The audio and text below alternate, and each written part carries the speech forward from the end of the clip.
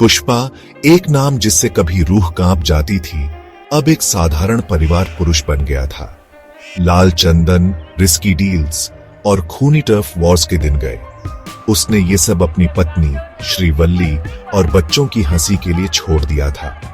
भूतकाल एक साया था, एक दूर की याद जिसे वो भूलने की कोशिश करता था। लेकिन जंगल याद रखता है। ये उस आदमी को याद रखता है जिसने इसकी गहराई पर राज किया, जिसने इसके राज्य समझे।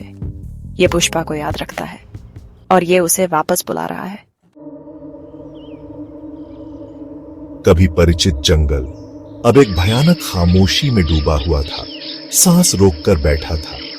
जो मजदूर लकड़ी के लिए गए थे वो गायब हो गए। उनके औजार ऐसे पड़े मिले जैसे जल्दी में छोड़ दिए गए हों।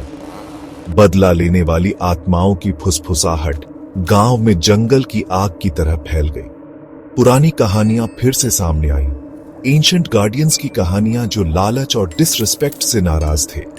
डर, तेज और लकवा मार देने वाला गांव वालों के दिलों को जकड़ लिया। उन्होंने पहाड़ों की तरफ देखा, उस जगह की तरफ जहां पुष्पा रहता था, उनकी एकमात्र आशा। पुष्पा तक खबर पहुंची उसके पुराने साथियों की चिंतित आंखों से। उन्होंने गायब होने, डर, अलौकिक फुसफुसाहट के बारे में बताया। उसका दिल सालों के संघर्ष से कठोर होने के बावजूद अपने लोगों के लिए दुखता था।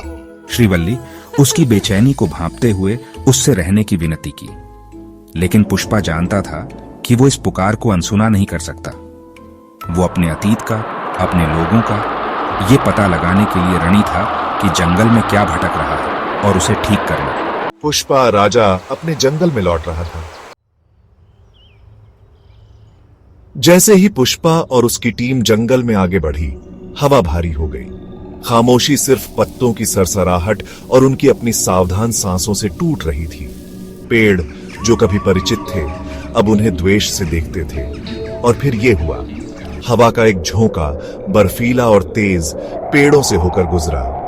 जमीन उनके पैरों तले कांप गई। डस्ट डेविल्स में आकृतियां बनी, घूमती हुई, आकार लेती हुई।